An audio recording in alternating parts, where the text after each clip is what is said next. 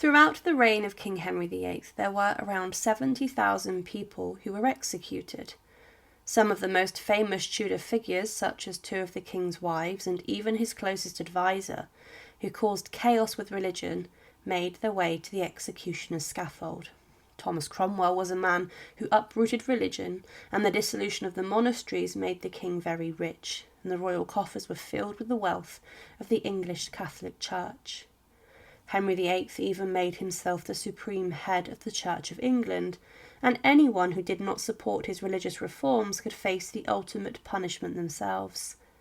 There were very religious people who led peaceful lives who were tortured and brutalised in the most horrific ways possible.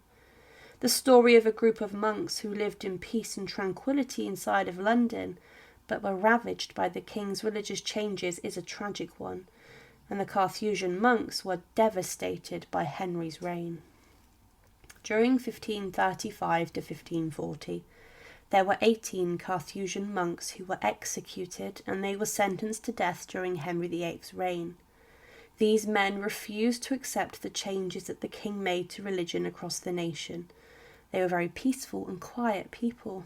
Carthusian monks, or Carthusians, are a sect of the Catholic Church, and nuns also were part of the order. And in Britain there were 10 different Carthusian monasteries that were opened before the dissolution of the monasteries, and the first of these opened in 1181 and was founded by Henry II. These different small communities featured hermits who devoted their life to religion and religious contemplation, silence and solitude, and they were very strong in their Catholic faith, and each of the hermits or monks had a small house and living space, and they lived in quiet prayer. Their lives were very tranquil, and they studied religion and their scripture all day, and today there are still some Carthusian monasteries that do exist, but to Henry VIII and Thomas Cromwell, the Carthusians were a wealthy group of people funded by the Catholic Church in Rome who needed bringing to heel. The Charter House in London was one of the largest Carthusian monk settlements. The house was decimated during Henry's reign, and the 18 monks died in different ways, but they had the same reason why they were condemned. They all refused to accept Henry VIII as the head of the Church in England, and they referred to look to the Pope for this, and they promoted and accepted papal supremacy over the Church. They did not believe that a king could have this sort of power over religion, but they remained in their quiet lives and in worship. But what Henry VIII had planned for these men was pure brutality and horror. The king had previous when Cromwell dissolved the monasteries and when he proclaimed himself the supreme head of the Church.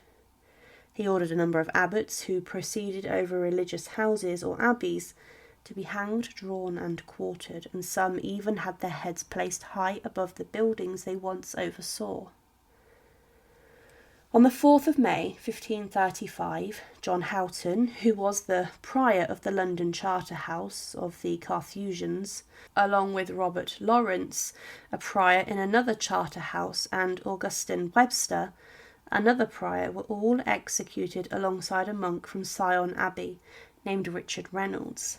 These men had been ordered to accept the king's supremacy, and these members asked Cromwell to be exempt, but the king could not accept this, and because of this he ordered them to be locked up under the toughest conditions in prison, and they were then all sentenced to death by special commission. These men were all to be hanged, drawn and quartered. The 3 priors were to be executed at Tyburn, and were then dragged back to their execution scaffold on the back of hurdles with horses pulling them throughout the streets of London. Sir Thomas More, one of the king's closest advisers, who had also had problems accepting Henry as the head of the church, witnessed these men leaving the Tower of London, and he saw them being dragged from his prison cell. The first man executed at Tyburn that day was John Houghton, and he was cut down from his gallows alive before he was then quartered. His genitals were cut off and burned before him, and then his insides were cut out from him, and the quartering process then began.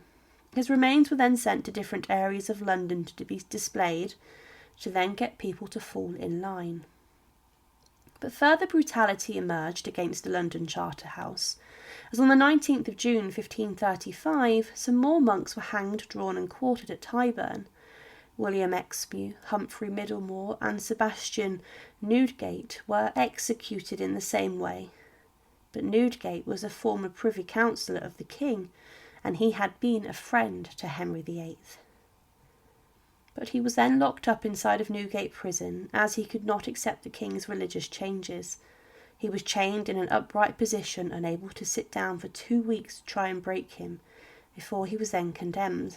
The king even went to visit Newgate before his execution inside the Tower of London to get him to change his mind, but he refused. These 3 men, including the monks, were all executed in the same brutal way as the others. The killing continued in the May of 1537, as Henry VIII struck the Carthusians again, as John Rochester and James Walworth, monks from the Charterhouse, were then hanged in chains from York Castle's battlements. The pair had been unable to accept the king's changes, and they were transported to York to answer to treason charges, and were then subjected to a harrowing ordeal. After a while of being left out following their deaths, the birds and the animals picked at their flesh and remains, and this led to them falling from their chained cage, and they were then held in. But the pair had been taken to York to bring the city to heel, following the Pilgrimage of Grace, a severe religious uprising against Henry VIII.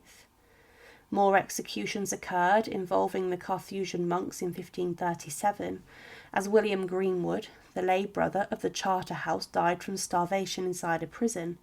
He'd been locked up inside of Newgate prison in terrible conditions to try and get him to give over to the king's way of thinking, but this did not happen, and he died from his treatment. Also, another man, John Davy, who was a deacon and a monk from the same house, died inside of Newgate from starvation, along with Robert Salt. In the space of 4 days, 3 Carthusians had died from starvation inside of Newgate prison. On the 10th of June 1537, the king executed a couple more victims of the house, as Walter Pearson and Thomas Green also died inside of Newgate, along with Thomas Screvrin and Thomas Redning, who died days later. In August, Richard Bear, another monk, also met the same fate, as did Thomas Johnson, who had been arrested yet again for refusing to accept the king's supremacy over the church. But he had been held inside of Newgate prison for a long time, and he survived on smuggled-in food. But when this stopped, he then succumbed to his ordeal. The final member of the London Charterhouse who was executed on the orders of King Henry VIII was William Horne, who was hanged, drawn and quartered like the earlier monks at Tyburn, in front of a huge crowd. He'd been left alive for some time, but was executed at Tyburn with many other Catholics. It was during Henry VIII's reign that there was a huge amount of death and slaughter caused by the king's changes to the church and religion, because he could not get his own way with his first marriage and divorcing Catherine of Aragon. Many monks and Catholics, including senior bishops and some of his closest friends, met their executions in some of the worst ways possible. Even Sir Thomas More was executed by being beheaded on Tower Hill. But the man who caused a lot of these issues, Thomas Cromwell, would also later be executed on Tower Hill. The Carthusian monks, though, were decimated throughout Henry's life, and this was caused by the notorious Tudor king's greed, God complex, and his psychotic nature. Let's remember that these were simply peaceful people who were pious and caused no bother to anyone, but they were hanged, drawn and quartered, and some even starved to death. Thank you for watching, and to support, please subscribe to Her Remarkable History. Thank you.